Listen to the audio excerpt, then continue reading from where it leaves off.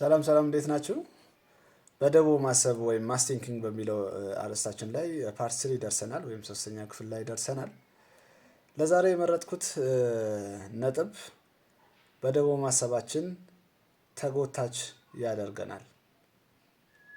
ይሄ የኛ ሰዎች ይህን ፍልስፍና ወደ ሀገራችን በደንብ ለማስረጽ በሚታትሩበት ዘመን ከዛሬ 40 እና 42 ዓመት ገደማ የተጠና ጥናት ነው የምነግራችሁ።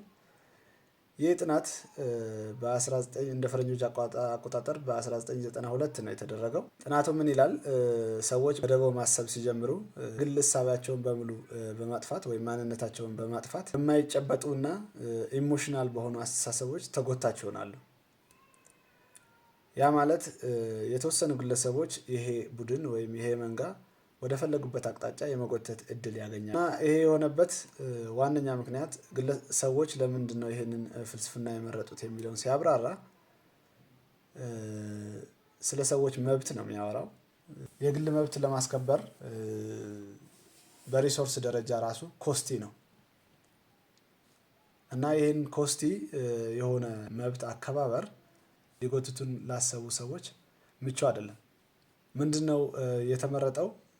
በዛ ዘመን የተጀመረ ነው። ያው በብዙ ሀገራት ጠፍቶ ሊሆን ይችላል። እኛ ሀገር ግን በደንብ እየዳበረ አሁን ጫፍ ላይ ደርሷል ማለት ነው። ኮስቲ ነው ሲባል በሪሶርስ ደረጃ በተለይ የእያንዳንዱ ግለሰብ መብት ለማስከበር እና የሱ ግለሰባዊ የሆኑ አስተሳሰቦችን ጠብቆና አክብሮ ለመኖር የሚያስፈልግ ሲስተም እጅግ በጣም ብዙ ዋጋ የሚያስከፍል ሆኖ ስለተገኘ ሰዎች በግሩፕ በመከፋፈል ወይም በመንጋ በመከፋፈል ከዛ መንጋ አንድ ሰው ሲበላ ሌሎች እንዲያገሱ፣ ከዛ መንጋ አንድ ሰው የሆነ ቦታ ላይ ሲደርስ ያ ሰው እዚህ ቦታ ደርሷል ተብሎ በማይጠቅማቸው ነገር ደስተኛ እንዲሆኑ እና ወደ ተባሉበት ቦታ ጊዜና ሁኔታ ሳይመርጡ እንዲጎተቱ ማለት ነው።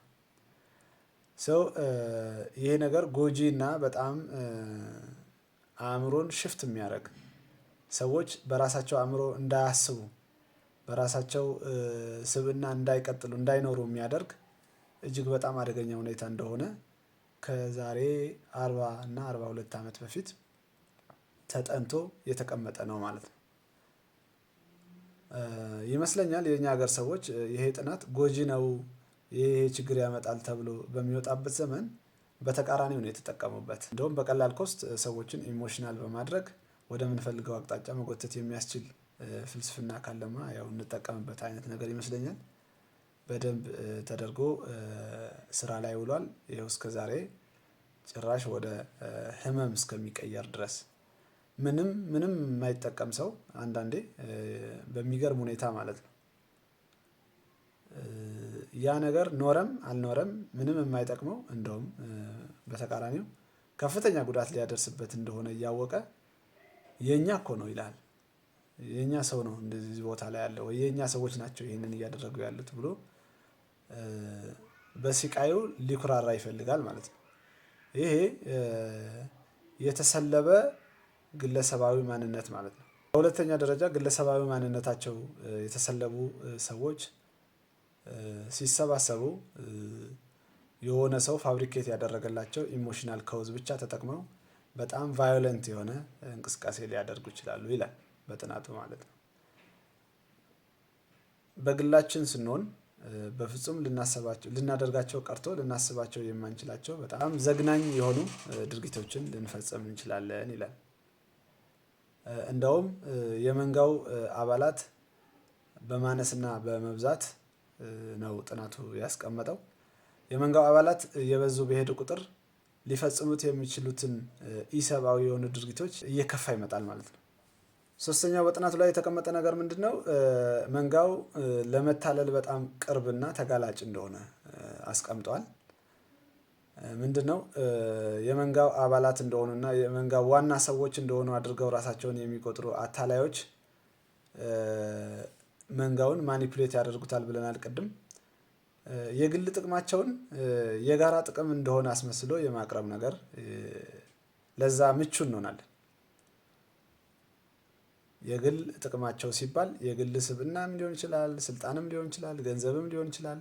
ዋቴቨር ኢት ኢዝ ለራሳቸው የፈለጉትን ነገር ለግላቸው ሊያሳኩት የፈለጉትን የህይወት መርሃቸው የጋራ ወይም የመንጋው እሳቤ እንደሆነ ወይም የመንጋው ጥቅም እንደሆነ ተደርጎ ማኒፑሌት ይደረጋል።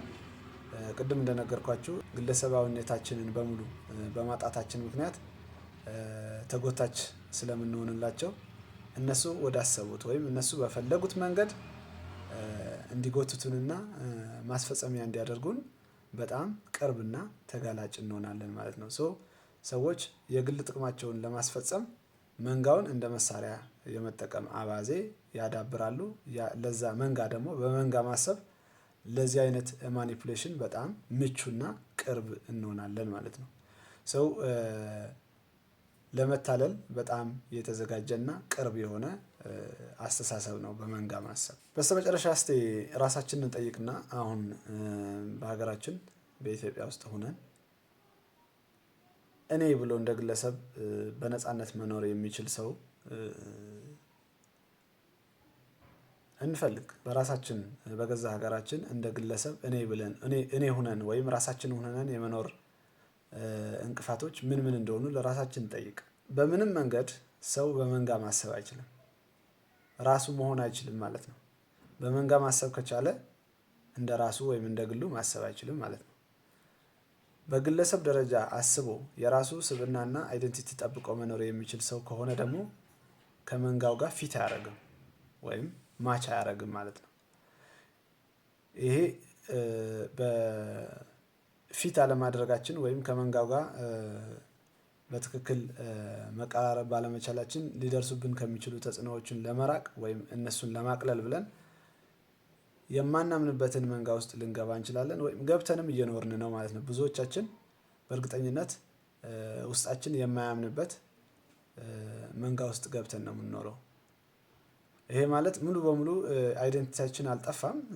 የተለየ ማንነት እንዳለን ከመንጋው ጋር እኩል የሆነ ወይም የጋራ የሆነ ነገር ሙሉ በሙሉ እንደሌለን እናውቃለን፣ ግን እናስመስላለን ማለት ነው።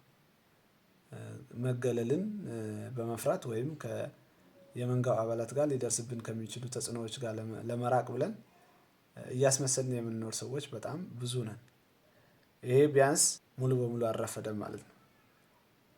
የመንጋ ወይም በደቦ ማሰባችንን አቁመን በግለሰብ ደረጃ ማሰብ ብንችል በቅርቡ በአጭር ጊዜ እንኳን ባይሆን ከለፋንበት ወደ ማንነታችን ወደ ግለሰብነታችንን ወደ አንድ ሰው ሆኖ ራሱን ችሎ የመቆም